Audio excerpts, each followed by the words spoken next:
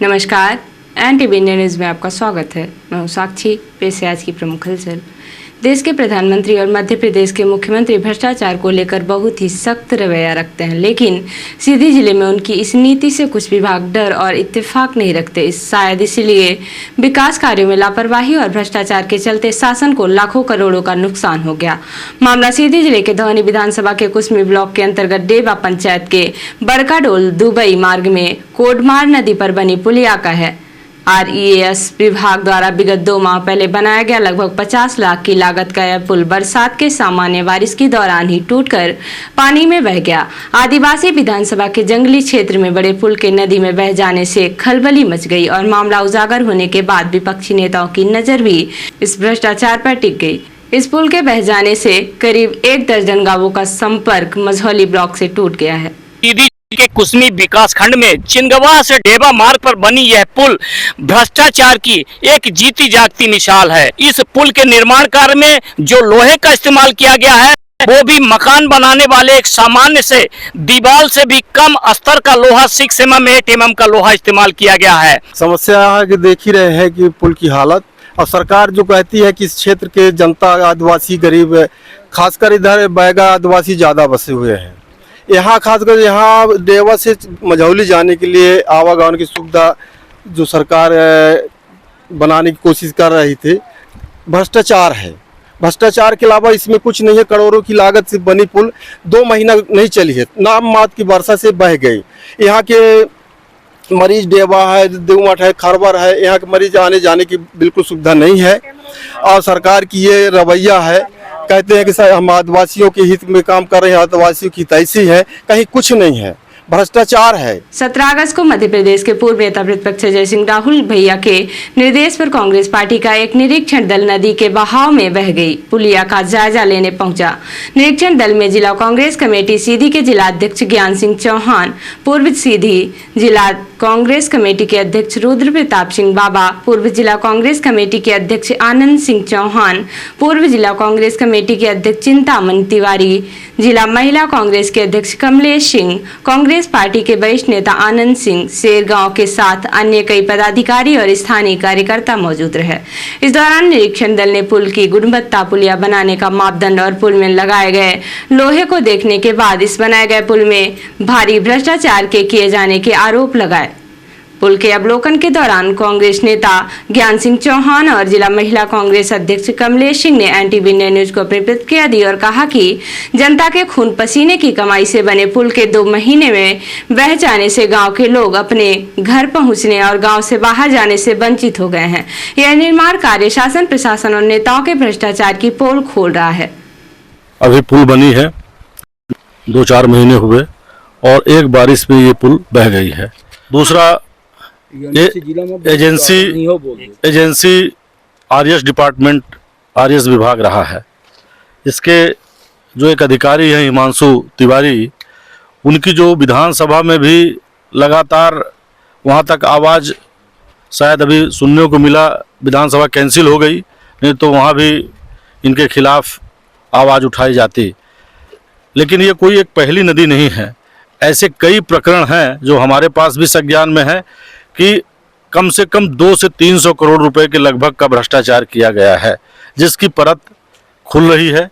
आने वाले समय में जिस तरह से जिला पंचायत में बैठे अधिकारी और REAS में बैठे अधिकारी और जिले के सभी बड़े अधिकारी जो हैं, सबके सह से जो ये भ्रष्टाचार हो रहा है, कांग्रेस पार्टी आने वाले समय में इन सबको उजागर करके, और मैं आपको बताना चाहूँगा कि इसमें जो भी आरोपी होंगे उनको सजा दिलाने में हम लोग पूरा प्रयास करेंगे। कांग्रेस के प्रतिनिधि मंडल में निरीक्षण के लिए आई धौनी विधानसभा से कांग्रेस के उम्मीदवार रही कमलेश सिंह ने कहा कि वोट देने के लिए आदिवासी हैं और वोट देने के बाद इस तरह से भ्रष्टाचार करके आदिवासियों का विकास किया जा रहा है। हमारे यहाँ के जितने लोग हैं, ये कोडमार नदी से ही आना जाना था मझौली के लिए, लेकिन मझौली अब आ जा नहीं सकते हैं, इस तरह की स्थिति है। सबसे ज्यादा भ्रष्टाचार हमारे धौनी विधानसभा में ही है। तो आप अब समझ सकते हैं कि सरकार की का नीति रीति क्या है। आदिवासियों के नाम से वोट लेना, आदिवासियों को ये कहना कि हम आदिवासियों के हित के काम करते हैं, यही हो रहा है आदिवासियों का हित का काम। सीधी जिले के कुसमी ब्लॉक में चिनबगाह डेबा मार्ग पे बना यह पुल अपने भ्रष्टाचार की कहानी स्वयं कह रहा है। इस पुल का निर्माण आरएस विभाग द्वारा किया गया था। अब आरएस विभाग के इस कार्य पर बड़े सवाल खड़े हो रहे हैं। देखना यह है कि भ्रष्टाचार पर जीरो टॉलरेंस की बात करने वाली सरकार अब इस पुल के निर्माण करने वाले अधिकारियों पर क्या कार्यवाही करती है। एनटीवी इंडिया न्यूज के लिए ग्राउंड जीरो से धर्मेंद्र की रिपोर्ट। भारतीय जनता पार्टी महिला मोर्चा के तत्वाधान में पश्चिम बंगाल की ममता बनर्जी सरकार के खिलाफ लोकसभा संसदीय क्षेत्र के सांसद डॉक्टर राजेश मिश्रा, भाजपा जिला अध्यक्ष देव कुमार सिंह चौहान एवं सीधी विधायक श्रीमती रीति पाठक की अगुवाई में कैंडल मार्च निकालकर आक्रोश व्यक्त किया गया। कैंडल मार्च के पश्चात स्थानीय गांधी चौक में राष्ट्रपिता महात्मा गांधी की प्रतिमा के नीचे मीडिया से रूबरू होते हुए लोकसभा संसदीय क्षेत्र के सांसद डॉक्टर राजेश मिश्रा ने कहा कि पश्चिम बंगाल की एक होनहार डॉक्टर बेटी की निर्ममता और क्रूरतापूर्ण हत्या और सामूहिक दुष्कर्म की घटना से पूरा देश आज दुखी और आंदोलित है। भाजपा जिलाध्यक्ष देव कुमार सिंह चौहान ने कहा कि केंद्रीय नेतृत्व के आह्वान पर ममता बनर्जी के खिलाफ मौन कैंडल मार्च पार्टी कार्यालय से गांधी चौक और गांधी चौक से पार्टी कार्यालय तक निकाला जा रहा है। भाजपा जिलाध्यक्ष श्री चौहान ने पश्चिम बंगाल की ममता बनर्जी सरकार को आगाह करते हुए कहा कि अपराधियों को कड़ी से कड़ी सजा दिलाने के लिए प्रयास करें, अन्यथा जनता ऐसे क्रूर और तानाशाह ममता बनर्जी की सरकार को उखाड़ फेंकेगी। सीधी विधायक श्रीमती रीति पाठक ने कहा कि एक महिला मुख्यमंत्री के राज्य में महिलाओं की दुर्दशा हो रही है। ममता बनर्जी की सरकार क्रूर हो चुकी है। एक डॉक्टर बेटी के साथ हुआ सामूहिक दुष्कर्म और उसकी निर्ममता के साथ हत्या से आज पूरा देश आंदोलित है। विधायक श्रीमती रीति पाठक ने सभी बहनों से अपील की है कि वह महिलाओं पर हो रहे अत्याचारों के खिलाफ घर से बाहर निकलकर अपना विरोध प्रदर्शित करें और ऐसे अत्याचारों को बर्दाश्त न करें। विगत वर्षों के बाद इस वर्ष भी युवा कांग्रेस के जिला अध्यक्ष देवेंद्र सिंह दादू, उनकी धर्मपत्नी एवं समस्त क्षेत्रवासियों द्वारा 17 अगस्त को भव्य कांवड़ यात्रा निकाली गई। कांवड़ यात्रा की शुरुआत शिवपुर से बढ़ौरा धाम तक की गई। कांवड़ यात्रा में सैकड़ों कांवड़िया, महिला, पुरुष, बच्चे, बूढ़े, जवान शामिल हुए। कांवड़ यात्रा के दौरान डीजे द्वारा भजन गीत संगीत के माध्यम से कांवड़ यात्रा में निकले कांवड़ियों के मन में भक्ति भाव जागृत किया गया। कांवड़ यात्रा का लोगों ने जगह जगह स्वागत किया।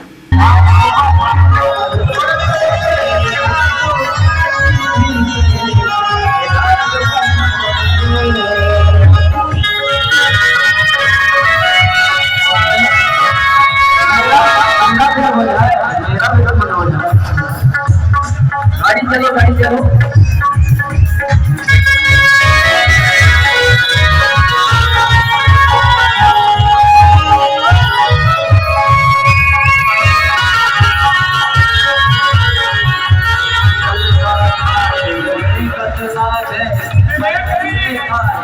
खबर लिखे जाने तक कांवड़ यात्रा बढ़ौरा के नजदीक पहुंच चुकी थी। बढ़ौरा में भगवान शिव को जल चढ़ाने और उनकी पूजा अर्चना करने के बाद भक्तों को भंडारे का प्रसाद भी वितरित किया गया। रक्षाबंधन का पर्व भाई बहन के द्वारा मनाए जाने वाला सबसे पवित्र पर्व माना जाता है। इस त्योहार को मनाने की परंपरा सदियों से चली आ रही है। हिंदू धर्म में रक्षाबंधन के त्योहार को खास माना जाता है। यह पर्व भाई बहन के पवित्र संबंध को समर्पित पर्व है। रक्षाबंधन के दिन बहनें अपने भाई की कलाई पर राखी बांधती हैं और उनसे अपनी सुरक्षा का वादा लेती हैं। रक्षाबंधन का त्योहार हर साल सावन मास की पूर्णिमा तिथि के दिन मनाया जाता है।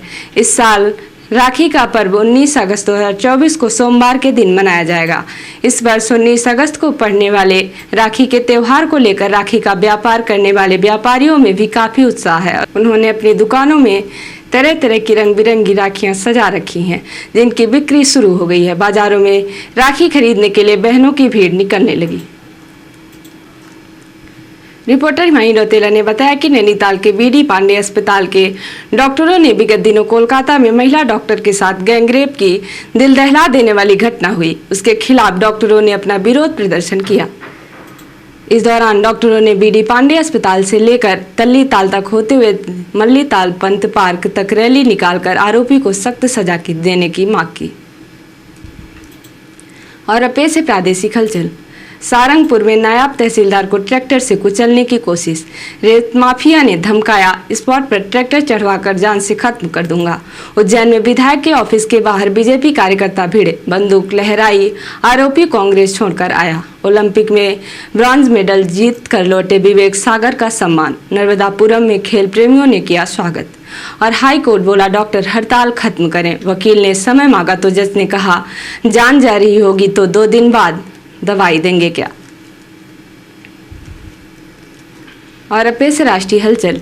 हरियाणा में 24 घंटे में 4 विधायकों ने जेजेपी छोड़ी। इस्तीफा देने वालों में 2 पूर्व मंत्री, 1 भाजपा, 3 कांग्रेस में शामिल हो सकते हैं। कर्नाटक सीएम के खिलाफ भ्रष्टाचार मामले में केस चलेगा, राज्यपाल ने मंजूरी दी। जस्टिस गवई बोले देश की संपत्ति चुनिंदा हाथों में, कुछ को 2 वक्त का खाना नहीं। और लोकसभा अध्यक्ष बिरला ने 5 संसदीय कमेटियों का गठन किया। कांग्रेस सांसद वेणुगोपाल राव पीएससी के अध्यक्ष। तो ये थी आज की प्रमुख हलचल। नमस्कार।